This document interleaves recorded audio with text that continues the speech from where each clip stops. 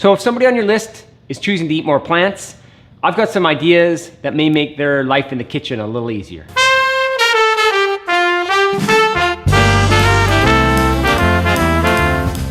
Hi, I'm Jed, this is Cook Culture. As I've said before in other videos, I'm a plant-based eater. I cook only plants at home. Our family is a plant-based family, and I grew up as a vegetarian, eating a lot of dairy, a lot of eggs. The only thing that I didn't cook when I was growing up was meat. And my kitchen has evolved from being a vegetarian cook when I was younger to a plant-based cook now. There are certain tools that I use all the time, and they're my absolute favorite tools. So I've got my list of my 10 top favorite tools and the reason why, and hopefully they will help you make some decisions from some entry point choices to some high-end choices for those people on your list this year. Okay, so first up on the list, a mandoline. So you can absolutely use a chef knife or a Santoku to do all your slicing. However, if you feel so inclined, using a mandoline makes perfect simple work. So getting perfect slicing and an abundance of it. So if you're doing something like dehydrating, amazing tool, because you're gonna get the perfect thickness of slices uniformly across the board. Same thing if you're gonna do like a potato gratin or something where you want perfectly even slices all the time. Nothing works quite the same as this. It's also great for julienning, making small little box slices, or like chip style, like a larger, like 1/2 centimeter square. You can use these types of tools for that. And so this is one of my top choices. So a huge favorite of ours at home, making tacos. A tortilla press is an amazing thing. I got a video here of making tacos with the family for lunch one day here in the kitchen. I absolutely love mine. Relatively inexpensive, super simple, easy and accessible to get the masa, the corn flour that you need for making them. So highly, highly recommended.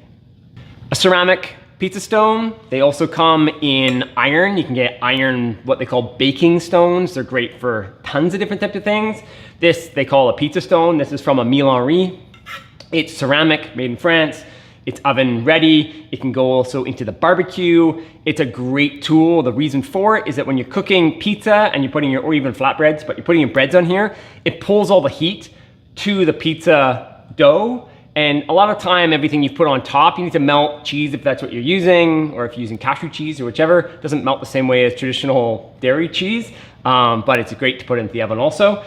However, what you want to do is cook your dough. Your dough wants to cook really quickly. You want to cook that as quickly as you can. You don't want it to dry out. You want it to be moist and soft and fluffy. And a pizza stone is going to pull that radiant heat of your oven directly to the stone, and it's going to behave more like a pizzeria. So a pizza stone is a must to have in any kitchen. But in a plant-based kitchen, it's absolutely phenomenal. Doing quick flatbreads, if it's out of different things than wheat flours, if you have a gluten issue, super functional. It works incredibly well for all different types of flours that I use at home, and I use it all the time.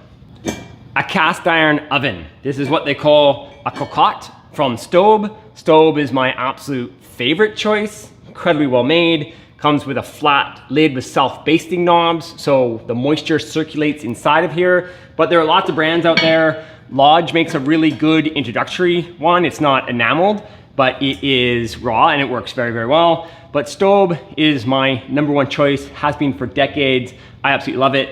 But an oven in a kitchen, to me, is an essential tool. It's something on the must-have list. I use mine all the time for slow roasting anything that I'm doing. Stews, I actually prefer to do a lot of my beans in a slow cooker over a pressure cooker. I find I can really manage the consistency well. And so I'll cook, say, my chickpeas for 45 minutes after a 12-hour soak in my oven, and they work out beautifully. So absolutely love them. Then I take out the water, then I'll put them back in, I'll season them, I'll cook them, and make my beginning of a stew with that. Absolutely essential tool. Okay, roasters. So that is a cast iron 9x13 roaster that I have at home. I use it all the time. I'll do a lasagna in there quite often, or what I call a bake. Sometimes I don't use pasta, and I'll use all different types of grains, but basically layer it up the same way as lasagna. I've got a small little guy. This one I have at home also. I use it all the time for just roasting veg, roasting potatoes. constantly cycling. I roast things to put into the fridge just to have them there. I don't even know what I'm gonna do with them when I make them. Same things with all my beans. I'll just make lentils, or I'll make chickpeas or navy beans or butter beans or whatever. I just make them when I make them, and then I use them whatever. And that's the beginning of all different meals. Kind of like somebody who's like, oh, I'm thawing a piece of beef. I don't know what I'm gonna do yet, but I'm just thawing it, because once I have it, I can just make a meal around that. I do that with beans. And I will then do that with veg. So I use these guys all the time. This is a much larger one, so you would make a big meal for this one. This is a ceramic by Emile Henry. It's a tremendous piece. I lean towards cast iron on a daily basis. When we have big family meals, I'll definitely go to the larger ceramic, which is super functional. But on a daily basis, I use cast iron. So a steamer. A steamer is a phenomenal piece. So this is a really nice large steamer. This is part of the DeMeyer industry set. Goes in many different pieces. I've actually got a piece in here and a piece of Atlantis. So it's DeMeyer, but it's in a different piece. 28 centimeter pot it fits into, and you can steam a ton in here. So a steamer in stainless is great. A bamboo steamer, like that you can get in your local Chinatown or a Chinese market, are also fantastic. Stacking steamers, they're excellent. Anything to steam in is a tremendous piece. If you're not steaming, it's something I highly, highly recommend. And nice, light, delicate steaming. You don't want to kind of boil steam for vegetables. It's really great to take your time and to slowly cook them under a small amount of heat. Just let that heat from the steam just penetrate them, and they get so beautifully tender. It's just absolutely awesome. So steamer is definitely on my list. Pasta. Pasta by hand should be called something else. Pasta you buy in a store, maybe it's the other way around. Pasta, what you buy in the store, should be called something else. Pasta you make from home should be called pasta. Making handmade pasta at home, even a vegan style, so the way in which I make it is that I'll use a really nice 00 hard grain flour, usually an Italian flour, and I will do it with water and olive oil. And it has exactly the same finish and texture as using egg. I don't find egg makes any different. I grew up making pasta with egg. I now make it with olive oil, a really, really nice, flavorful, fruity olive oil and water. And I do it in my food processor, and it works out beautifully. I can do any type of pasta that I want, and it works great. So big fan. Pasta machine. This is the Mercato Atlas 180. It's 180 millimeters wide. You can get it in the 150. The Mercato is really considered the gold standard of pasta machines, hand cranking pasta machines. Also get the attachment for a KitchenAid, works incredibly well, if that works well if you have a KitchenAid machine. But it's a hoot having a pasta machine. Making pasta with the kids is an absolute blast. We love doing it. The kids always love the treat of have fresh pasta. I don't make it all the time. We don't eat pasta all the time. And I find that when we do this, it's a really fun family event, and everyone really looks forward to kind of a Sunday afternoon big pasta meal. A Santoku. So a Santoku knife means 3 virtues in Japanese. It is an absolute standard for vegetables. Even if you just cook a lot of vegetables and you're not considering yourself a plant-based cook or trying to be a vegan or whatever it is, this is a tremendous knife in the kitchen. I absolutely love using a Santoku. It's my #1 knife that I go for all the time. This is in our Kitsune line. We have this in the Rhythm and the Symmetry, and they are fantastic. This is our own knife.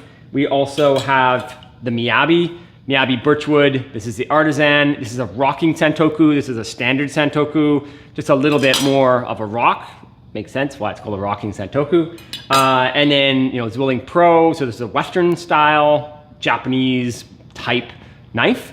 The Santoku is an amazing knife for doing vegetables because you chop more with this knife. So not as much slicing, and you're not going to use the tip as much as you would in a chef knife, an 8-inch traditional French style chef knife. So the Santoku for chopping a ton of vegetables is a very, very comfortable and ergonomic knife. So you can do a ton of volume and feel really good doing it. So Santoku is definitely near the top of my list. A carbon steel pan.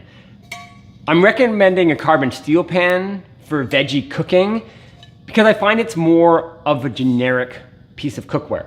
So cast iron cooking, it can be quite specific. Using a cast iron pan can be a little bit more problematic for people that are very used to a normally splayed pan, so a handle like so, and something that has much more splay to it. So as an everyday workhorse for cooking vegetables, a carbon steel pan is absolutely tremendous. You do have to season it yourself. This is a brand new one here. You see the color is massively different. I've got seasoning videos and everything you need to know how to care for something that would show up brand new out of the box like this guy, and it would end up looking wonderfully worked in like that guy.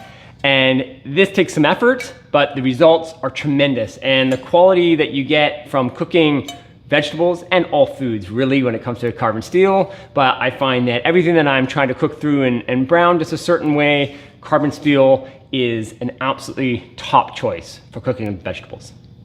So my top gift of the season, of every season for years now, is a Vitamix. Nothing that you're gonna put into your kitchen is gonna up your plant-based game more than a Vitamix. I use my Vitamix at least minimum twice a day, every single day. I can use my Vitamix 5-6 times a day, depending if it's a Sunday where I'm cooking 3 full big meals throughout the day. This guy is just working all day long, and I absolutely love it. But if I'm also super busy, we're pushing tons, I've got a lot of food prepped in the kitchen, and I'm just composing meals to get everybody out the door, I'm still pushing smoothies through here. I still may do a quick and fast, easy soup. It's an absolute workhorse for me and worth every single penny. A high-end blender like this is not an inexpensive tool, but the amount of value that I get from mine for the amount that I use it, it's probably the cheapest tool in my kitchen because of how much I use it. Maybe considering maybe my knife is something I use more. But really, I use this guy all the time.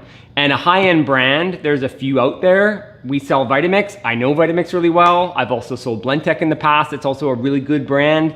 I prefer Vitamix just from the fit and feel and function. It works beautifully well. But from everything to creamed style cashew or nut cheeses, to sauces, like I said, smoothies that I do every single morning, it is an absolute dream to work with and a workhorse. And in the last year or so, they have added the functionality of using a food processor attachment, which allowed me to completely get rid of my Breville 12 cup machine that I stored away that I would use once in a while because I don't use this very often, but when I need it, I really need it. I had mentioned making pasta earlier. This is what I make my pasta dough in, and it's absolutely killer. So that stores away really, really nice. This, comparatively to a full machine, is a really inexpensive tool or a less expensive tool, and it works great. And it fits on here. It's got tons of power.